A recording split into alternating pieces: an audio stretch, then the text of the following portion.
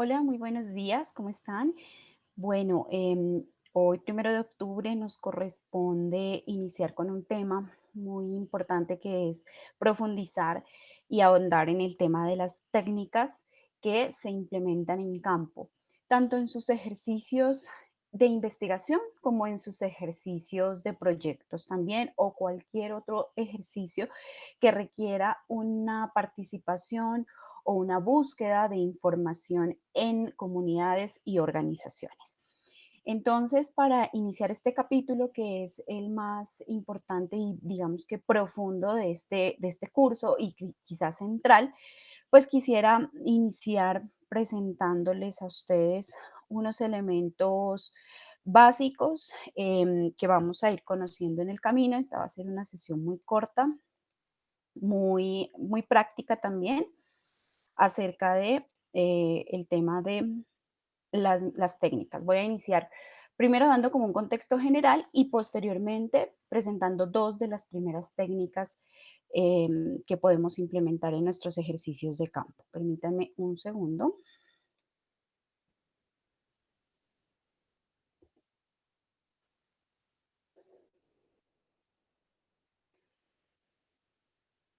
Bien. Muy bien, entonces, iniciamos con la caracterización del contexto. Seguramente muchas veces ustedes han escuchado esta expresión, muchos de ustedes quizás también conocen a qué se refiere cuando hablamos de caracterizar el contexto en el que vamos a trabajar, pero hay que tener unos elementos muy claros, muy claves para darle solución o para darle respuesta a esta caracterización y para realizar una buena caracterización en general. Generalmente, este es uno de los primeros pasos que se hacen o que se aplican o que se promueven o con los que se inician los ejercicios participativos, ¿sí? Usted caracteriza, diagnostica, identifica, ¿cierto? Lo principal es conocer ese contexto en el que yo voy a trabajar, en el que voy a estar realizando mis ejercicios de intervención o mis ejercicios de trabajo con población. ¿Qué es caracterizar entonces? Caracterizar un lugar, un espacio, una organización, sí, puede ser una zona, una región en donde habita una comunidad, es su lugar de vida o donde están asentados, es presentarlo. Caracterizar es presentar, es describir ese contexto con todas esas características que tiene, sus rasgos particulares, todos los elementos que lo identifican, que lo diferencian, que lo hacen ser ese espacio o esa organización o esa comunidad. Se busca encontrar esas particularidades que le competen o que lo identifican, incluyendo el conjunto de características que lo hace único, ¿cierto? Porque pues vamos a ver cómo son como los seres humanos, todos somos diferentes y tenemos diferentes rasgos y particularidades. De la misma manera sucede esa caracterización de los contextos. Y ahora vamos a ver cómo lo podemos hacer o cuáles son como esos caminos.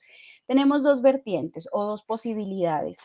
Una de ellas es cuando exploramos y revisamos fuentes secundarias, documentos, cartillas, libros, mapas, otros documentos institucionales, videos, em, cualquier otro recurso que ya existe con el que nosotros podemos informarnos y podemos conocer acerca de ese contexto, ¿no? Que nos permita aproximarnos a él, conocerlo ciertamente. Eso es lo principal. Cuando yo voy a llegar a un contexto que no conozco, lo primero es leer, buscar en los buscadores, noticias, redes sociales, cualquier tipo de información que a mí me dé una idea en general de cómo es la dinámica en ese lugar. Y segundo, o nuestro segundo camino, es ya indagar directamente con la comunidad. Pero ojo con eso, lo primero es leer, es documentarme acerca de ese contexto, para posteriormente, cuando yo tenga como una idea preliminar de ese contexto, yo pueda acercarme a la comunidad e indagar directamente con ellos.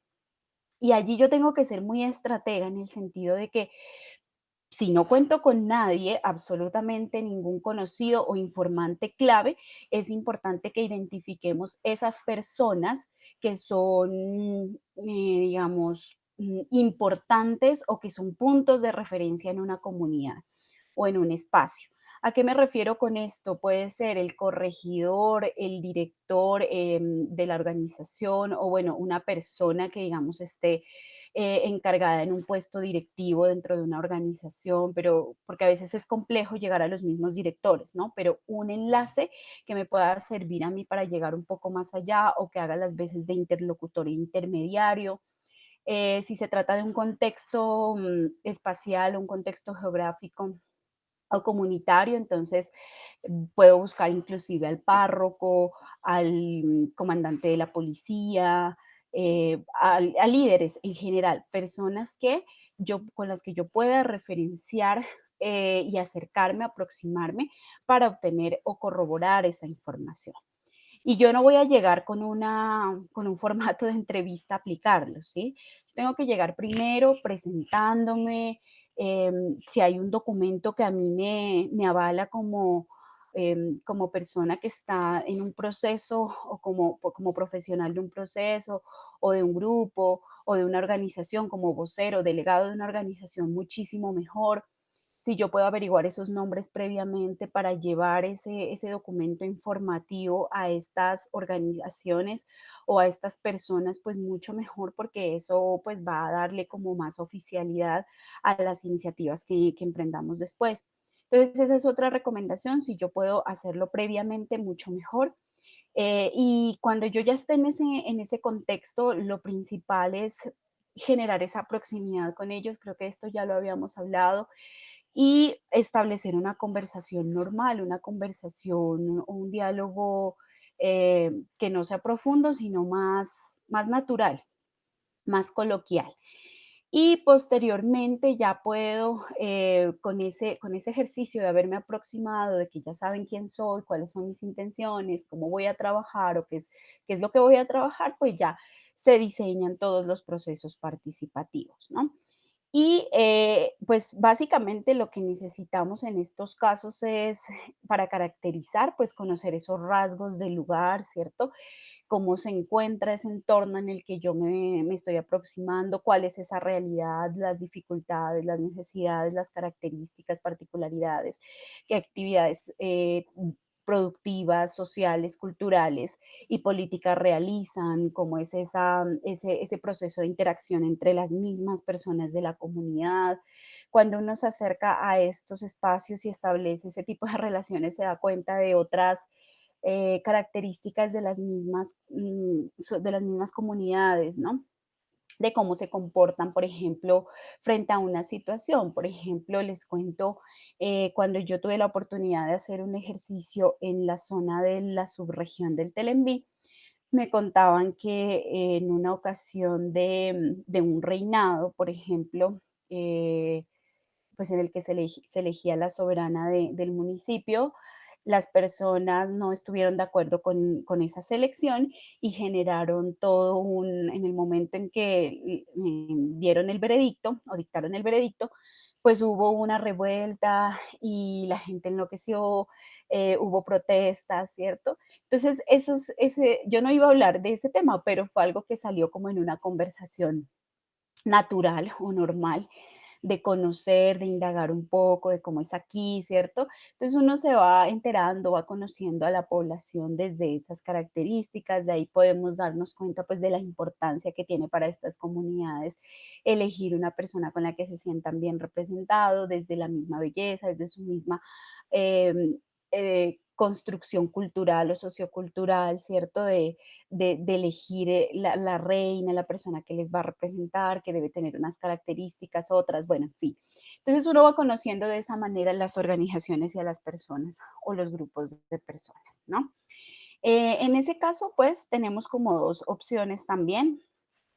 En el caso de la primera fuente que les mencionaba, o de la primera opción que es la documental, pues tenemos que ver esas personas o esos lugares en donde podemos consultar información. No a todo el mundo le podemos, no, nos podemos acercar y pedirle información. En este caso, pues tenemos promotores, líderes, personas que estén pues en una actividad y en un conocimiento constante con la población y que también a veces tienen documentos, eso también sucede, muchas veces te facilitan esos documentos para que tú puedas conocer un poco más de ellos, ¿no?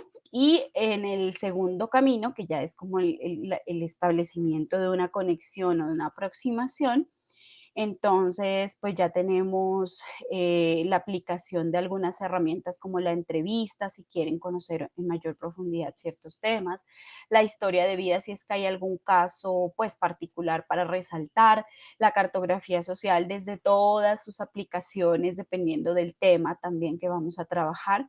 Y esto pues nos permite tener como una mirada general, ¿no? De ese espacio en donde vamos a estar, quiénes son, cuáles son sus características en todos los ámbitos de la vida.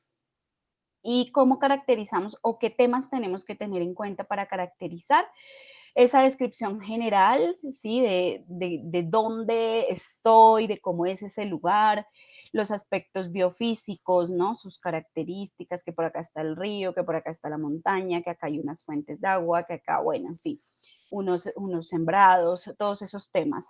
La historia regional, un poco sobre cuál ha sido como esa trayectoria o esas características históricas, perdón, que resaltan o que han de alguna manera caracterizado esta región, cuáles son sus sistemas de gobernabilidad, cómo están organizados internamente, el análisis institucional, quiénes están allá, quiénes están presentes, quiénes están ausentes, cómo es su relacionamiento con ellos o con estos actores más, digamos, institucionales, los procesos de salvaguardia o procesos que hayan tenido relación con algún proceso cultural, algún apoyo, organización o relacionamiento con temas de culturales o manifestaciones culturales, sociales o políticas incluso, o de medios, si se quiere también. Todo depende del tema que estamos observando. Más o menos es como la contextualización cuando hablamos en términos de los proyectos de investigación o los otros proyectos, ¿sí? Para eso me sirve a mí la caracterización, solo que la caracterización es un poco más profunda, porque en la contextualización usted lo puede hacer desde afuera, ¿sí? Desde su escritorio, leyendo documentos. En cambio, la caracterización ya implica un ejercicio más profundo de interacción con los mismos actores. Ay, perdón. Y ahora sí vamos entonces al tema de las técnicas, ¿sí? Vamos a iniciar con dos. La idea, pues yo inicio, digamos, en esta ocasión con estos 2 elementos, pero cada uno de ustedes va a tener una técnica que nos va a compartir al resto del grupo para que podamos comprenderlas, tener clara su metodología, cómo se realizan, en qué consisten y en qué momentos aplicarlas. Y de estas técnicas, pues vamos a tener 2 actividades cortitas, pero ya les voy a explicar al finalizar la explicación de cada técnica. La primera de ellas es el objeto significativo. ¿Qué será eso del objeto significativo? Esta es una herramienta que propone que a partir de un objeto personal, las personas puedan relatar e identificar desde sus propias experiencias de vida algo que es importante para ellos, ¿sí? Y que lo consideran como súper, súper valioso para ellos. Puede ser algo que los identifique, o sea, tenemos que darle a las personas la libertad para escoger ese objeto significativo, ¿sí? Para, para que puedan decidir y mostrarlo sobre todo, porque va a ser un ejercicio obviamente abierto, ¿no? ¿Para qué sirve esta técnica? Primero, para crear lazos de confianza y promover la escucha entre los participantes, ¿no? Porque yo tengo aquí mi objeto, y yo estoy en un grupo, entonces lo quiero socializar, lo quiero mostrar. Segundo, abrir un espacio para presentación de cada participante a partir del relato personal. Entonces usted llega, convoca a las personas, puede ser un poco al inicio de las actividades, puede ser una actividad inicial dentro de un proceso más grande, es decir, que se pueda aplicar en el primer encuentro, si se quiere. Y allí yo le cedo la palabra a las personas una tras otra para que nos digamos, nos cuenten cómo se llaman, a qué se dedican y cuál es el objeto que nos quieren mostrar en ese momento. Y el tercer punto es generar un espacio colectivo para la construcción de significados, tomando como punto de partida el valor inmaterial. ¿Eso qué quiere decir? Que para mí esto tiene un valor muy importante y yo lo debo entender en ese contexto en el que estoy más amplio, ¿sí? ¿Cuál es el papel o el rol de ese elemento en ese contexto? Entonces, para eso nos sirve esta actividad. ¿Cuándo y con quiénes aplicarla? Con cualquier tipo de población. Cuando van a iniciar un taller, si es un proceso más amplio, yo lo recomiendo para el inicio o para la fase inicial de todo ese proceso y, o en cualquier sesión basada en el diálogo de saberes y el intercambio de experiencias. Principalmente cuando los participantes no se conocen entre sí, aunque esto no es una regla, ¿sí? Si ya se conocen, pues habrá elementos que de pronto yo desconozco de todas las personas con las que quizás he interactuado muchas veces. Entonces, desde esto voy conociéndolo un poquito más a mi compañero o compañera. Y pues se recomienda que no supere un grupo de 25 personas, porque si no se torna muy monótono y quizás aburrido y muy largo, ¿sí? ¿Qué merece la atención en su aplicación? Informar previamente que usted va a realizar esta actividad para que las personas lleven su elemento, ¿sí? O su herramienta, porque pues de lo contrario, digamos que no funcionaría la actividad. Aunque si las personas lo olvidaron por una u otra razón o usted no les alcanzó a decir o a informar que llevaran ese documento, perdón, ese elemento, también se puede optar por dibujarlo en un papel. ¿Listo? O tomar algún objeto que traigan puesto en ese momento, que traigan en su bolsa, en su maleta, o que esté con ellos en ese momento.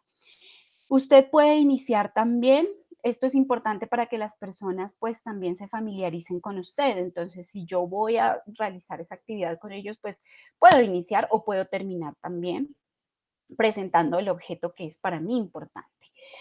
Y es importante también definir el tiempo, ¿sí? Porque hay gente que habla mucho, hay gente que habla muy poco. Entonces, es mejor tomar el tiempo, informarlo previamente e ir logrando que la situación fluya, ¿no? Y puede realizar preguntas orientadoras. Estos son algunos ejemplos de preguntas orientadoras como las que se mencionan allí. Por ejemplo, ¿cuáles son las características que tiene este objeto? ¿Cuál es su función? ¿Cuáles son sus usos? ¿En qué momentos lo usa o por qué llegó a su vida o cómo llegó a su vida o cómo lo mira usted dentro de su realidad? ¿Qué material es incluso? ¿Por qué es importante para usted? Mm, y digamos otras preguntas que le permitan a usted como indagar en ese relacionamiento que la persona tiene con su objeto. Entonces, esa es la herramienta, la primera herramienta, el objeto significativo para identificar un poco más a profundidad esas características de las personas también y obviamente de las comunidades. Muchas veces vamos a encontrar información que nos da más datos acerca de ese mismo relacionamiento entre las personas o entre las personas y una organización o entre las personas y el contexto en el que habitan.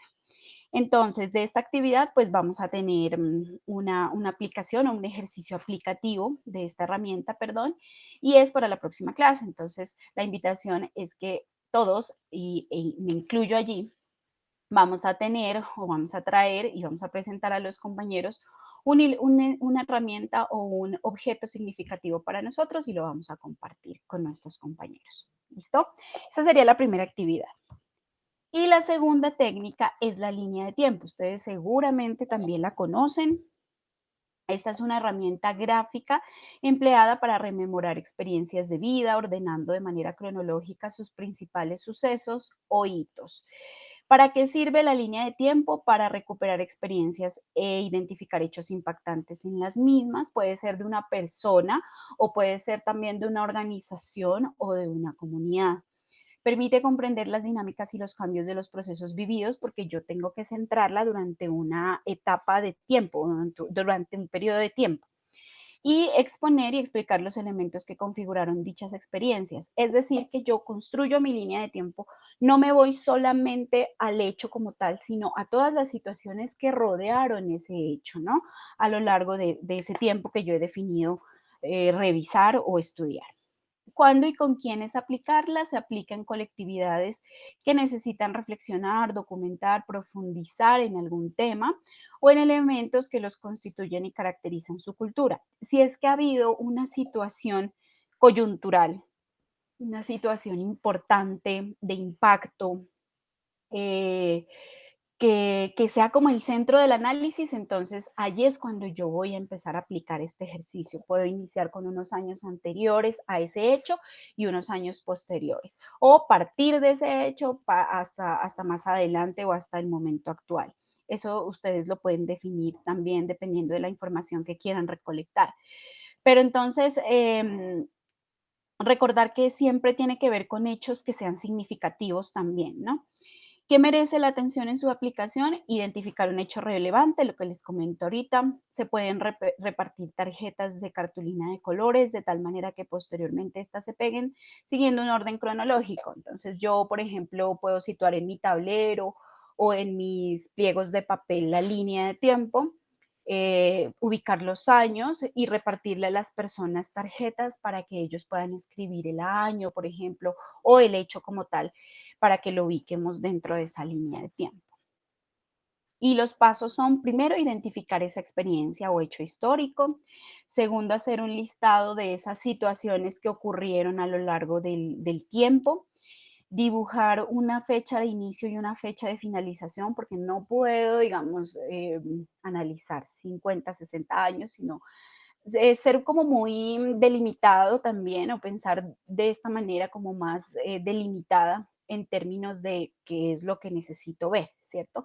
Quizás muchas personas pues podrán tener más años, otras serán más jóvenes, entonces también identificar esa temporalidad de acuerdo con el grupo que nos está acompañando en ese momento y ubicar en esa línea cada uno de los hitos con su respectiva fecha.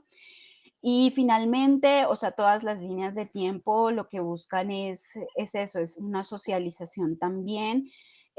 Todas estas técnicas se aplican y posteriormente se debe generar un espacio para el diálogo y la reflexión en torno al ejercicio que se ha realizado. Entonces, no perder de vista ese tema, ¿no? O esa situación.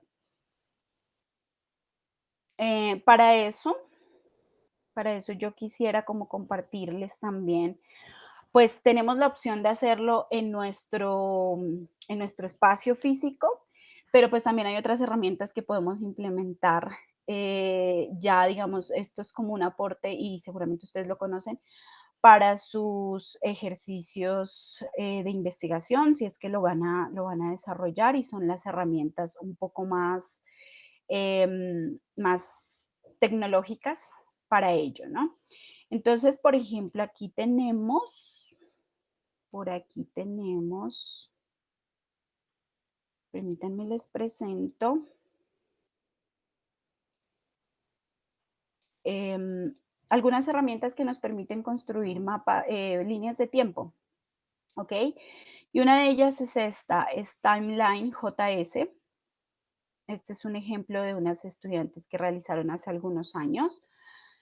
Hay varias herramientas, ¿no? Hay eh, timeline, timeline normal o timeline JS, a mí me gusta más esta. ¿Y en qué consiste? Ustedes ingresan a la web de Timeline JS y van a seguir las instrucciones. Ellos allí les facilitan a ustedes un documento así como este que está acá.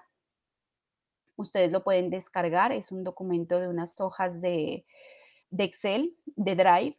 No se puede modificar nada, ¿sí? Bueno, todo está en inglés, pero nada de esto de acá, por ejemplo, ni el nombre del documento. Pero ustedes sí le pueden modificar los años, por ejemplo, ¿sí? Porque pues todo, digamos, ya depende de la información que ustedes estén manejando. Le pueden agregar un dato, un título, ¿no? O un nombre y unos recursos, una fotografía, video, etcétera. Los créditos y por acá, digamos, otra información relevante. Entonces, en la medida en que ustedes van diligenciando esta información, se va creando la línea de tiempo, ¿no? Acá hay otro ejemplo de otras estudiantes que realizaron como este ejercicio.